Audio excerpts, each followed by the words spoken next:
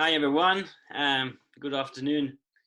So today the topic is about the BSA and what it is, what's the mission, a bit of history probably as well.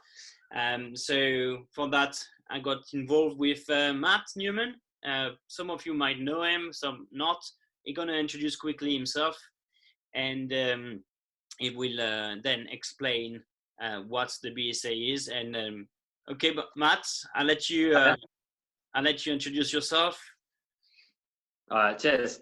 Hi guys, I'm Matt Newman. I'm currently the chairman for the British Spearfishing Association. I've just taken over the role last year as chairman. Previous to that, I was the secretary for a couple of years. I recognise a few faces here, so hi to all those I know, hi to all those I don't. So just a brief background. The BSA, the British Spearfishing Association, it's been running circa about 1960. So about 60 years now. We currently have 160 plus members, but yeah, we'd like to increase that and include you all a little bit more. So we got typically we've had a bit of a stigma for only dealing with or only catering for high-end competition spearfishermen or those interested in competitions. Anyone else was sort of seen as not really welcome or they didn't fit in, but this is not the case, and we're looking to try and improve that and like see what you guys think about it, what we could do to improve, what you like, what you don't like, and just have a chat about it. So, like I mentioned previously, we've always been involved with competitive spearfishermen. We deal with sending a British team to represent the country to European and international world championships. The team typically consists of 3 divers and 1 reserve. And then we've had a manager in the past as well, going to all different locations. There's various different stories and bits and pieces on the internet if you guys want to look into it. Do you find this story about the comps and all of that on the website? Well, the website currently is very outdated. We're just going through the process now of actually modernising it and making it more user-friendly, easier to use, and more factual as well. So keep your eyes peeled for that one. It's due to be finished soon. Naturally, with the COVID-19 situation going on, just put it on the back burner a little bit. But I've seen a preview of it and it looks good. It's going down the route that we want to go down as well, which applies more to like the members and and all the people that are showing an interest in the BSA. Okay. About showing an interest in the BSA, so you're saying that the BSA is changing kind of shape to include everyone who like spearfishing? That's what you mean, or more inclusive of people? Yeah, what it is, we're trying to get away from the stigma that we only deal with competitive spearfishermen. That's not the case. The objective for the BSA is we're the governing body for spearfishing in the UK. So we try and represent every spearfisherman, whether it's their first time, whether it's their 100th time, like it doesn't matter to us. So what we're doing is we fight for spearfishing rights for people. So when they bring in new restrictions, new legislation and things like that, we try and make it fair so that we don't get stigmatized or almost victimized as a sector.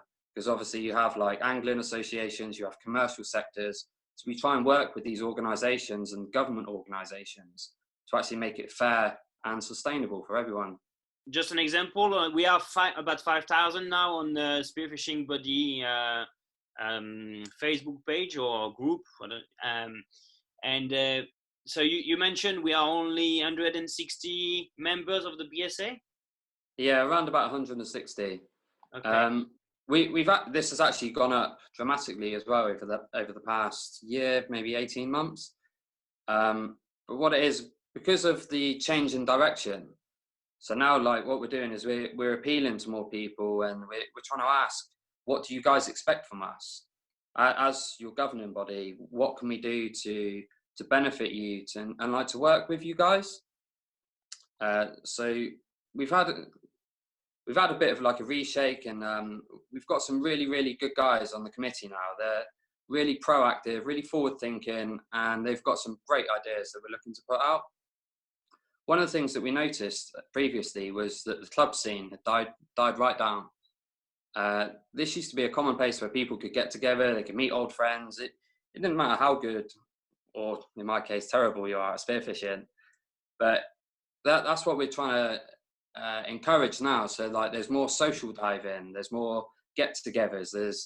We're looking to produce group chats where people can post up dive reports, they can post up pictures, not really give away spots or anything like that. If people want to, that's fine, but it's more just to get people together. Because what we're thinking is, with the club scene going through, someone could go down to their local beach, they can meet the guys who they've maybe never met before, they might know them for tens of years, I don't know. But through that, it would improve the overall level of diving for everyone. It's always nice to dive with different people at different places. So because of that, your knowledge will go up. And then we build like a community, almost like a friendship group. Yeah. And that's what we're trying to promote. And by doing that, it will make it more safer and more enjoyable for everyone as well. Yeah, I was going to point the safety side of it is that through the clubs you can find a buddy. That's very true. More easy to find a buddy and to have a partner to go fishing. Yeah, because typically, what we get messages from people either through email or through the messenger page, and a lot of people say, "I've never been spearfishing. How do I get into it?" And so at the minute, we can currently recommend doing courses, etc., with so like free divers or different things, but there's nothing that really caters for someone who's maybe just gone out and bought a gun, but they don't know how to line it, they don't know how to rig it, or even small things, how to properly load it and unload it. So if they could go with people, experienced people who know what they're doing, they can show them, they can teach them, and it just makes it more enjoyable. There's nothing worse than having a piece of equipment you don't know how to use and you see everyone else catching fish with it. Yeah. So last year we had a big emphasis with the BSA. We were trying to do like a lot of social dives, what we call the fun dives. And that's just a chance for people to come along, meet some of the guys they've probably seen in internet videos, YouTube, Facebook, etc., and dive with them, dive maybe a new spot, learn something new. And the guys have been good as gold. They go out, they talk you through the equipment, and what they do is they'd explain their own setups, the reasons why they rig their guns like that, their float lines, etc., etc. So that's what we quite like, is we like that sort of friendship group. And I've taken people out, and they're personal friends of mine now, because I took them out for the first time. I said, look, this is how we do this is how we do that, and I've learned from them as well. So that was a big success last year with the BSA. We had good turnouts on them, and the feedback was generally really good. Everyone enjoyed it. So we're just looking to expand on that really and bring back in the club scene. The good thing with the clubs as well is we put it into place at the minute. Like I say, the COVID-19 situation has sort of put things on the back burner a little bit, because we've had to cancel events. We had social meetings planned where people could come along, have a beer, have some food, chat, listen to some stories. But if we can get the clubs back up and running, it would just make it a whole lot easier really for just spearfishing within the UK, because the more active and widespread we are, it actually helps the BSA become like an umbrella organisation, where from there we have more numbers and we just have more leverage when it comes to fighting restrictions or being fair with legislation to make sure that everyone is treated the same. Yeah. We don't discriminate against. It's getting, if we got more numbers, basically if we get more numbers, we will have more weight regarding any authorities to have a discussion. Otherwise, we will be always ignored and put aside, and just get the consequences of a discussion between people we don't even know. They don't know what they're talking about. Yeah, that's very true. At the minute, previously, myself and maybe one other member, we've had to go to meetings. We only know about new legislation or new things coming out through people telling us. Because we're quite relatively a small organisation, we've got potential to be massive. Obviously, we're the governing body for the UK. But because of the small numbers we have, we typically only find out about new legislation after it's been passed, which then it makes it very, very, very difficult for us to try and start getting seats on board meetings or important meetings to discuss these things. So normally we get sort of the aftermath of it, and we get people not complaining is the wrong word, but they would say, oh, I'm not happy that this legislation has been passed in my local area and I can no longer do this. But obviously we weren't aware of it in the first place. So that is where that person would have benefited by being a member, or even just being friendly. They could have said to us, there's a meeting coming up at such and such date at such and such time, and we then can look into it and we can put resources into it to try and like benefit everyone. Yeah. The force of a club also is that they can be more active locally. They're going to be having the information. I know, like for the IFCA examples, so for the IFCA, that's the British Fisheries Conservatory Authorities or something like that. And that's right, yeah. And they're very local. They seems very local. Like there is one from Cornwall, one from Devon, Sussex, and all the Wales and all of that. So it's if you have a club and you can get in touch and be the having a privileged contact with the IFCA authority, it will have the information on all the new laws and all of that. So what's the BSA, from what I understand, what the BSA is to build that community of clubs to be strong enough and having all the information before anything is sealed, I would say. Yeah, that's very true. Like you say, for argument's sake, there's areas in Sussex that unless you've been to Sussex, you don't know about those areas. But there's very specific restrictions and legislation about particular areas that we may not know about, for argument's sake. So then it will come down to myself or other members of the team. We'd have to travel along, do the research, and then organise meetings to discuss something that's already gone through.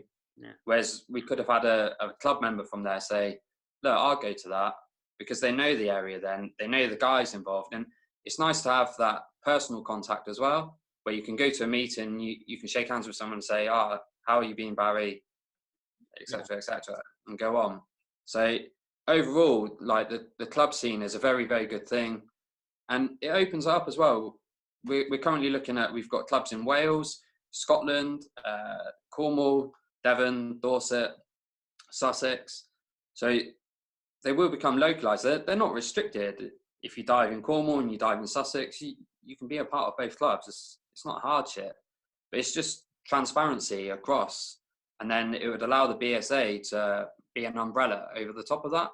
So from there, we can monitor it, we can help, we can put in resources, advise where we can. Do you have an idea of the number of clubs you have at the moment endorsed by the BSA?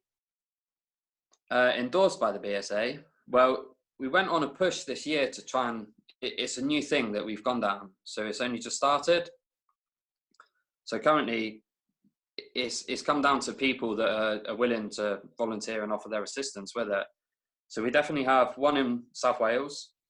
There's one in Scotland. Cornwall, I've just recently been made aware of one that would be available in Devon. Okay. We have Dorset as well, which is active, and then Sussex. Okay, and does I'm just thinking, does the old clubs like the Exeter one or the LIC could be affiliated to the BSA? So what we try and do is when new members come through now, often they would say, look, is there a local club near to me that I can go and I can speak to people, like-minded people, without traveling 6, 8, 10 hours across the country? So we try and work with the guys at like the LIC, for example. If there are people around the London area, we would push them towards the LIC. Okay. And they're good as gold. They bring them back as well. So it is quite widespread. And yes, like you say, the old Exeter club, they have recently agreed to be like the Devon sector of the BSA. Okay. So what we're trying to do is keep it as the BSA, because this will help in the long term with if we come into arguments or difficulties with local IFCAs and fisheries, then we can say that it's not a standalone club, it's a part of the BSA. Yeah. And through that, go through the relevant contact details. So just we have a small questions from Harry. He's asking, does the BSA totes getting in touch with approaching universities and stuff, and like sport-wise? I don't know if it means to go and provide some courses, spearfishing courses in unis, or if it's more, what you say, that just approaching them to have some ideas. It's not something that we've considered, to be honest. When I took over the secretary role, there was quite a lot of emails that went undetected, shall we say, because we changed computer systems and various different things. So I went through hundreds and hundreds of emails, but there were TV crews there looking for suitable divers for TV shows. There were companies looking to advertise their brands and for people to like develop their products, so like sponsorships, etc. And it was quite nice because they were reaching out to us. It was just a shame that they all went under the radar, so to speak. But things like universities, etc., that would be a good avenue for us to go down, just to raise awareness for it more than anything. And hopefully through that we can bring out like the safety aspect of it. I'm sure some of you are aware that we introduced a safety booklet previously. This is available to anyone. If they would like one, please feel free to message me. I'll send through my details at the end. We put it together after there was a tragic accident in Dorset a couple of years ago, where a young diver sadly passed away. Good man. So based on that, we worked with the family of the diver, worked very closely with them.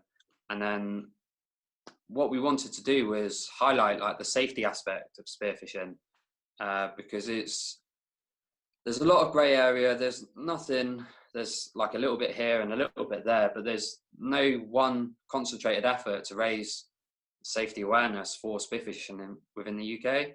So we introduced the safety booklet, and we've had a lot of positive feedback from it as well. We've tried to distribute it to as many people as we can, either through a digital version or hard copy itself.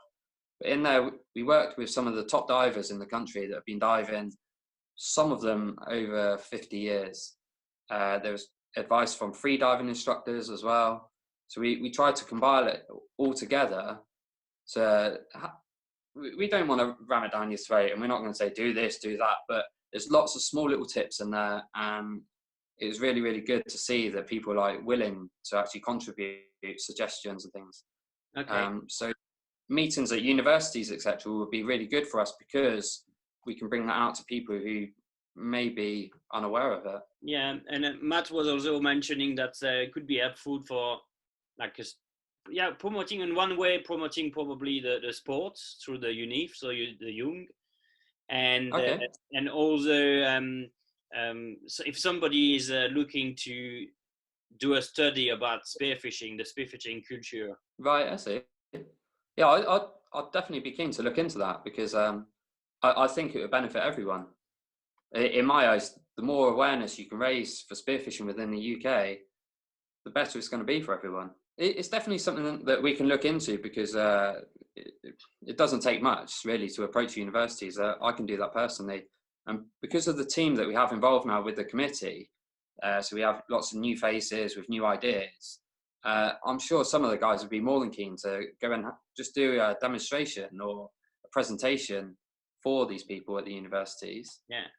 Yeah. Ari is mentioning that having somebody representing the BSA or a club or something like that to the fair.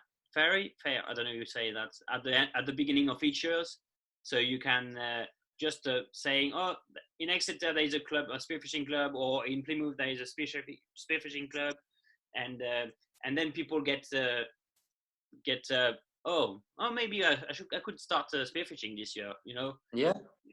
So. Okay, yeah, that's thank you for that. That's something we'll definitely look into.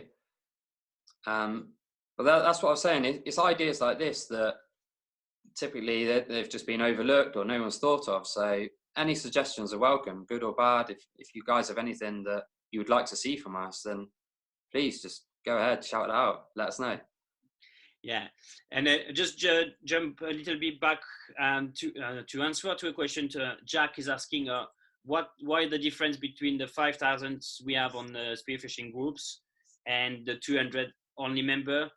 So, like Matt was explaining at the beginning, the BSA had a politic in the past where they were not very inclusive of beginners. Well, it's not beginners; it's more like a non-competitive people. Yeah. So I think you can. That's right, Matt. That's what you mean. Yeah.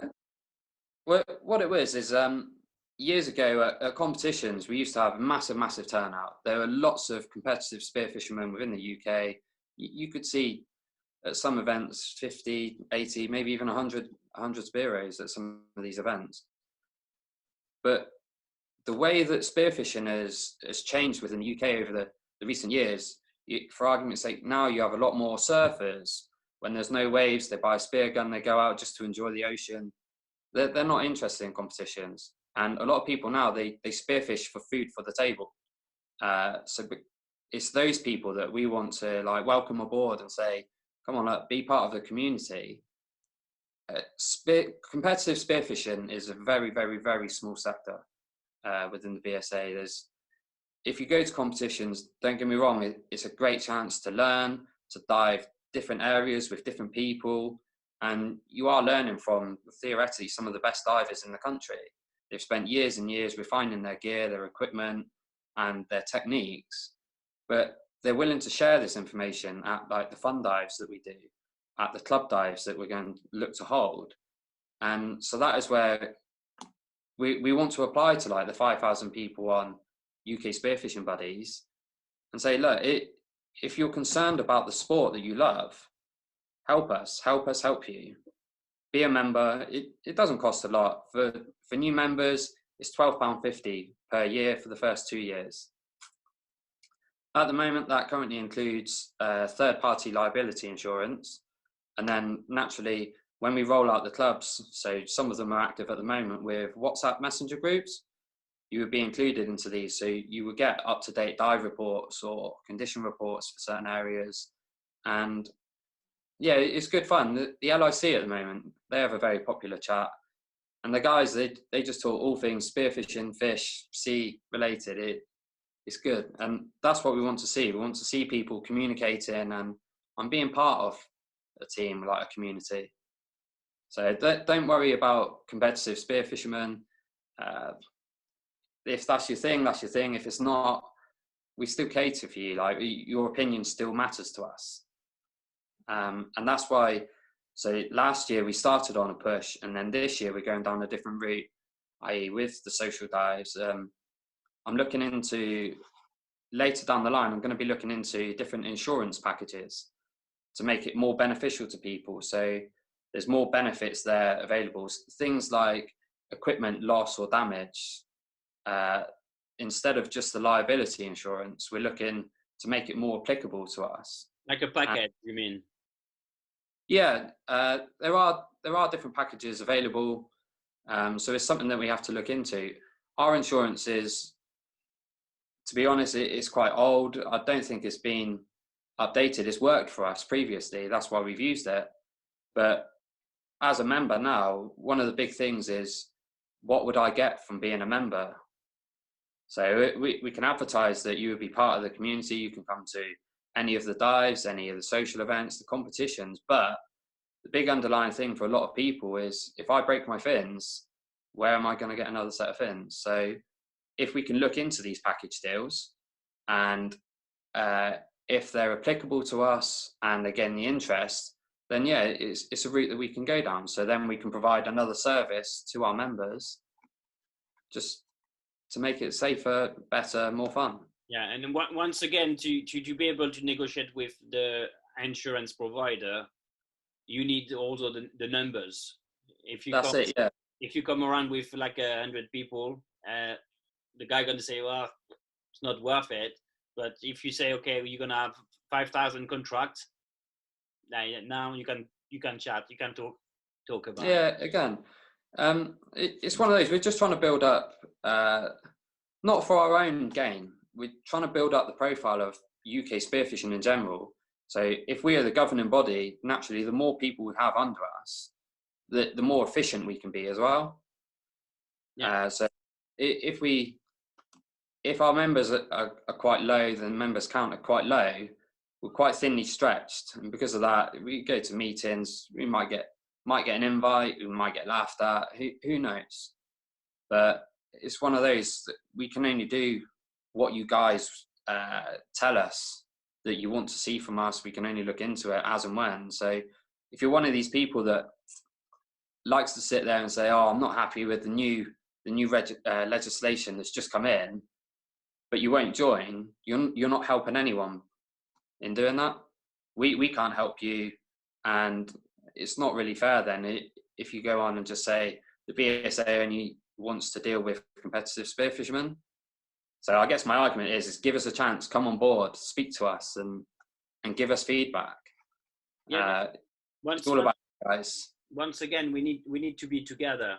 It's too easy to complain if you're not part of the group and expect a body you don't want to support to do the job for you. So even if you're not going to be the one going to the meeting or the one running a club or something like that, it's important by just your membership to have the numbers and a bit of the money of your membership, which is like 12 quid a year for the first year. I think it's just ridiculous. And it just makes us stronger being together. It's really the way I see in France. Just to give an example, in France, just for the spearfishing, we I think we are about 8,000. We got 8,000 license, and there is and we got 3 federation of spearfishing in France, and they got at least, I think the smallest one is 3,000 license. So it gives you an idea to how people commit to the licensing and getting in, not even involved, just be part of one big group. Like you say, a lot of it does come down to numbers as well. Even when dealing with commercial fishermen or recreational, like the fishermen associations, half of them they don't really want to work with us because we have no leverage, we have no backing, so to speak. When we go to these things, they can throw 10,000 people into a petition straight away and it will get attention. If we raise a petition and try and fight for something and we get all our members 160, as you can see, it's not very effective. Where to get in touch with someone to get the membership at the BSA at the moment, despite the website issues? Just getting in touch with Tim? Yeah, Tim is the best one. So if you are looking to join up, if you can email Tim, so his email address is, with regards to the website, I've seen a preview, it's nearly there. It would contain all the relevant contact details. So if you want to speak to me personally, it would have my personal email address on, telephone number, and then it would have like the committee ones as well. So like I say, any questions or queries you have, feel free to send them in. We're always happy to chat to everyone. Do you have any plan of developing the Facebook, Instagram, and YouTube BSA something? Yeah, I mean, it's one of those. The Instagram was ran off one person. He took it upon himself. So if he couldn't go to events, he was relying on other people to send in the pictures. Okay. We've now got Tony Eynon. He's the secretary for the BSA, and he's doing a fantastic job of linking it all in together. So we'll be looking at things like a rolling gallery on the website, but so going back to the club scene, when people send in these photos from the clubs, it would come into us, and then we can use them in our galleries on the Facebook, on the Instagram, and it would link in automatically. Okay. That's the long-term plan, really, just to keep it modern and up to date. So because we've had the image of going quite stale, and people have asking what we're doing because the website is so outdated. It's got irrelevant contact details on. So yeah, it is an avenue we've been looking at, but until now we just haven't had the resources or the knowledge to be able to change it. So now we're in a really good position. We can actually bring it up to the modern world and go down that route. And if there is any geek who would like to take a job like that to help the BSA build up his social media, don't hesitate. There is open positions. Yeah, definitely. It's a bit of fun at the end of the day. It's nice to be involved, but like, we really do appreciate all the help we can get. I've had quite a few offers of people willing to help with the website and with the development of the social media side of things. And I'm getting back to people and saying, look, can you do this? Can you do that? But what we're trying to do is, at the moment, get the website running as like a base. So that's just going to be a central hub of information for people. And then from there, we keep the social media updated, and we can contact people through social media, email, WhatsApp, and various different other resources. Does the BSA is thinking doing a bit like a grading of spearfishing experience, and are you gonna have a like officials instructors? It's something we're looking into at the minute because, as I said previously, we get messages from people and they ask, how do I get into spearfishing? Can I do a course? We see a lot of freediving courses advertised, and I've seen some spearfishing courses as well. I've not done one myself, so I can't personally comment on which ones are good, which ones are not so good.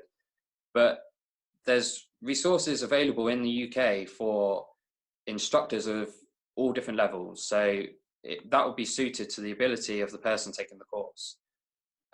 It's an avenue that we're looking into at the moment because we think that a very popular route that we could go down with regards to the courses. However, there are lots of things that we have to take into account. And like you say, it would be graded as well. Okay. Because for us, we want everything as safe as possible. We definitely don't want to put people in danger and put our names to it, because we don't want that at all. Yeah, you don't want this kind of advertising. Eh? No, and speaking to you personally, you were saying obviously in France they do different levels as well, don't they? Yeah. So that is something that we'd be looking to go into, because it to me it seems a natural and logical way of introducing people into spearfishing. So you could have a course, for argument's sake, that is suited to someone who's maybe their wife has bought them their equipment for the first time. They don't know what they're doing with it. They just want to go out and shoot something. And then you get the people that like want to progress up through the different levels. So you look at the freediving courses available at the moment. You can't just jump straight in and do the highest level. You have to work your way up. Yeah, okay. So again, we would be looking to maybe introduce official BSA courses. So at the minute, we affiliate with various freediving clubs because they offer spearfishing courses. However, we're looking to actually put in set standards and set procedures, set course content, etc. for these courses to make sure that they are safe, they are applicable to everyone, and so to speak, like the guys doing the courses will get their money's worth. Then they know what to expect from the course, who's teaching it, and how much it is. So based on that, then they can warrant it and say, yeah, I need to do level 1, level 2, and then level 3. Or someone could just say, I'm just down for a weekend, level 1 is fine. So it's an avenue we're looking into at the moment. Naturally, there's a lot to discuss about it. And yeah, but I think people are interested to know which routes the BSA is taking to how they're going to kind of develop. And because there is the offer, yes, okay, there is the insurance part to have a better package into our insurance, our cover. But what I'm going to benefit apart the social side of going to a club, example, because like once again in France, if you go to a club, you pay your membership to the club, and you can get your grade every year or your level if you want. Right. You don't have to, but if you want, so you're gonna work your levels through a full year. But you also got the option to go and see a professional, somebody doing as a job, as a commercial, and he can provide a course. We're going to give you that level in 2 days or in 1 day. So yep. there is the two options. So do you think you will go that path as well, these two paths?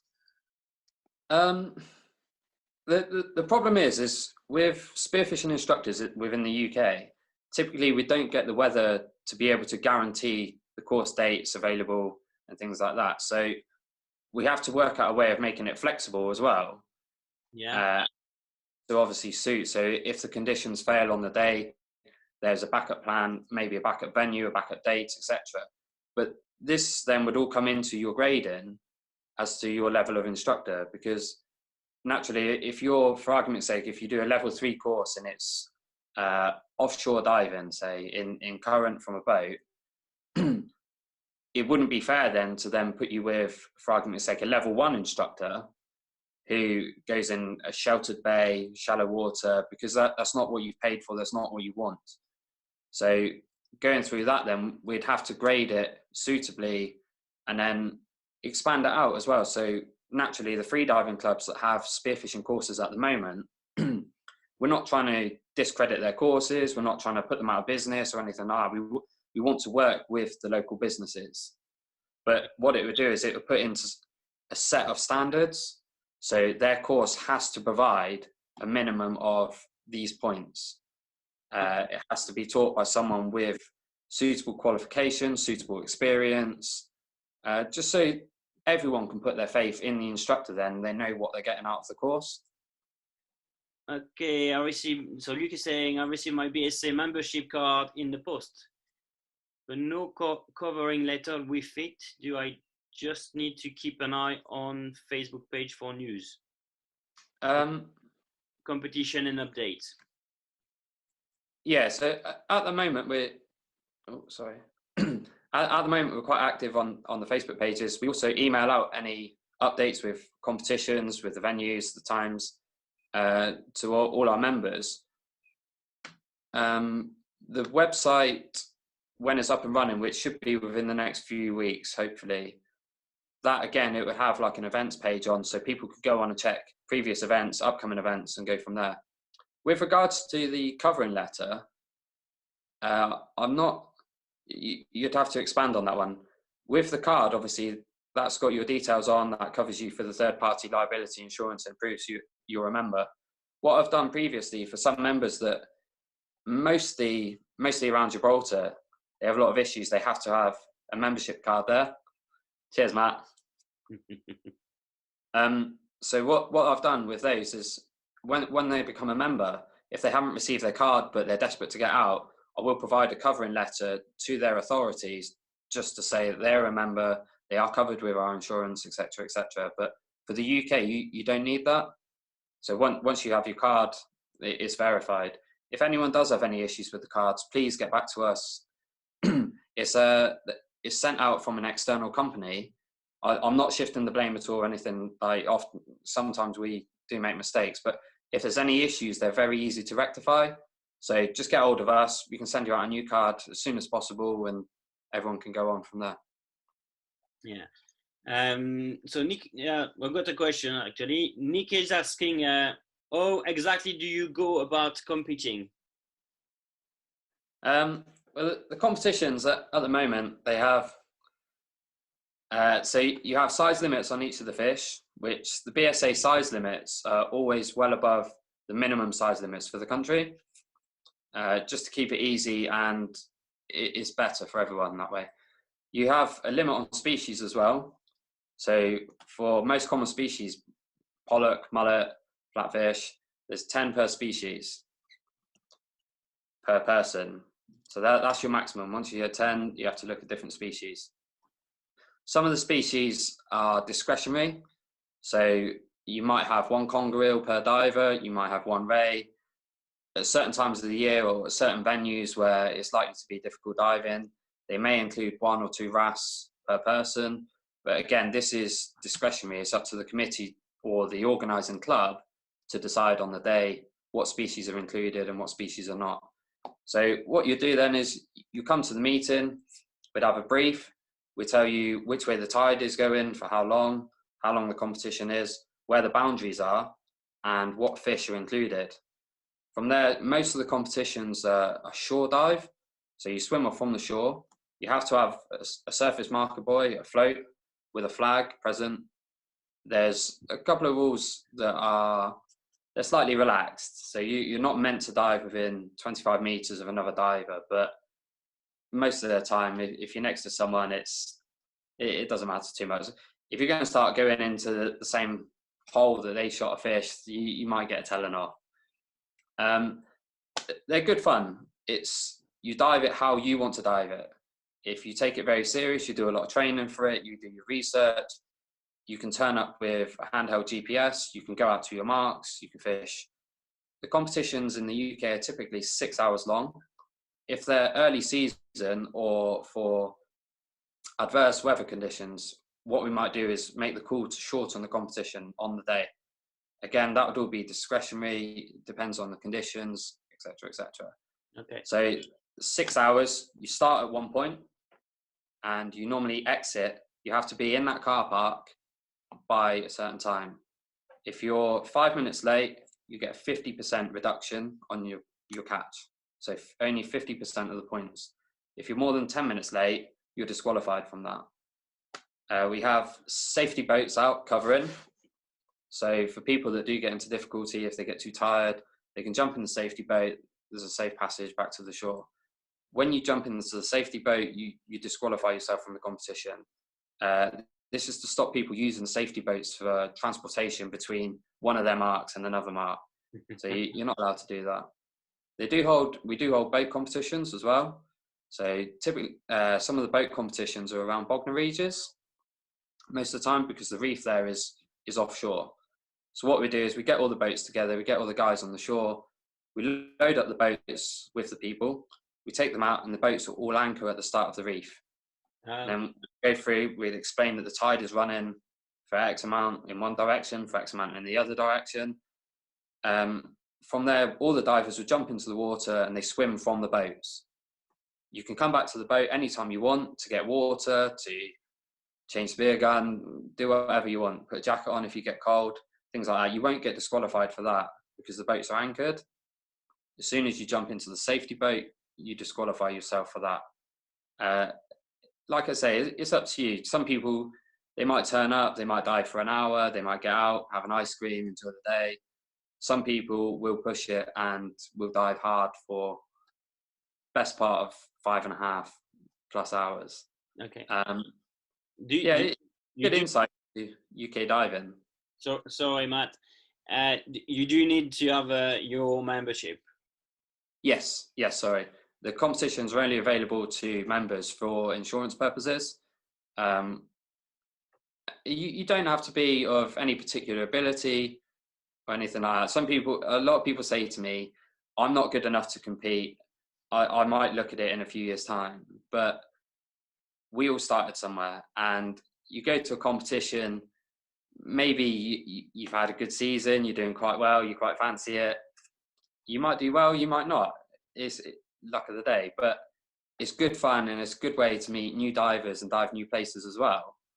And your knowledge will go up through the roof because the guys that have been doing competitions, they've tweaked all their equipment to suit, they know the venues, and yeah, it's good fun. It's nice to be around other divers as well. It's the safety factor again, that it could be a new venue to you, but you might get that little bit further out because there's other divers there around you. You know you're in a good crowd, and the guys are good as gold as well. They'd all chat to you after the competition. So if you're quite new to it and you're quite interested, I don't know, if someone's got a different gun to you and you want to have a look, please just go and chat to them. They'd love it. As you're talking about the safety, I'm just thinking. I just heard from the French Federation and then the CIMAS that the BSA is affiliated to. They're talking about for the safety because it's been some accidents lately in high-level competitions of having a pair comp where you got a follower. He's not spearfishing, but he is your safety. So he is somebody in the water with you, following you during all the time of the competition. So he's like, he's your buddy. would you kind of implement this kind of safety stuff in the future? But not now, because it's not, you don't have the structure and the numbers to do it. But Yeah. would you think the BSA would go towards something like that? It could be something we look into. On a similar principle, the club in Jersey, they were actually going to hold an international pairs competition this year. Yeah. So, and what they were saying is they dive. I believe it's the same way they do in France, Max, where they have 2 float lines, one long, one short, 2 divers together. They share the same float and the same gun. So you can only have 1 diver down and 1 on the surface. 2 divers can't dive at the same time. So it's a pairs competition. You both have to swim together, you dive together, and you look after each other. Yeah, exactly. That was, from what I gathered, that's the first time something like that's been done in like UK waters, so to speak. Okay. But again, it's an interesting concept. So we were going to actually view that and see how it went, because it could be something that we introduce into competitions further down the line. Yeah. I think as we're pushing for buddying up all the time, if it's kind of do what we say and but not what we do, Yeah. So it's more, so if in the competition people need to have a buddy, maybe we'll push everyone, and you can take the competitors as the example. Yeah, it's definitely an interesting concept, and I can see why they've done it. To be honest, I agree with it. I think it could work. The issue that we would have, as you mentioned, is getting the numbers to do that at the moment. And then naturally, because you've got more people in the water, you might have to look at extending the boundaries on current competitions to accommodate all the extra personnel in the water. Maybe. But no, it's food for thought. It's something that we can definitely look at in the future. Experiment, see how it goes. Yeah, Alex is asking, can we use all type of guns are allowed in competitions? Within the UK, you can only use pneumatic or rubber banded guns. You're not allowed to use explosive or like live ammunition. Okay, gun. But can you use a compressed gas cartridge gun? No. So it has to be compressed air in a sealed chamber, not replaceable cartridges. Okay, yeah, just to make sure. But apart from that, you can use a 20 centimeter. You could use a 200 centimeter. I'm not guaranteeing that will shoot you more fish, but yeah, it's up to you what you bring. The main thing that we advertise is you have to have a float with you at all times, and it has to have a flag on as well, obviously for safety reasons. There's limitations as well. So people have said to me before, can I bring my kayak down? The deal with competitive spearfishing is you have to walk, run, or swim to your venue. You're not allowed to cycle. You're not allowed to jump on a bus and go 10 minutes down the road, things like that. The start point is like manually powered. You have to walk, run, or swim. So I think we've recently brought in a maximum restriction to stop people bringing in dinghies and things. But what you have to imagine is you can't row that dinghy. So it's okay thinking, I'll bring a kayak and I can go 3 miles out. You've got to carry that kayak and all your gear down to the beach and tow it around like a normal float. So there's no benefit to it. So because of that, the traditional, the torpedo floats or the dive hunter style, the big floaty boards, body boards as well, they're all seen, they're all welcome. That's what we prefer. Yeah, as long as there's a flag on it, so you can use them properly. Yeah, don't turn up with your 3 meter rib and a flag on, because I will ask you to tow it. Great. All right.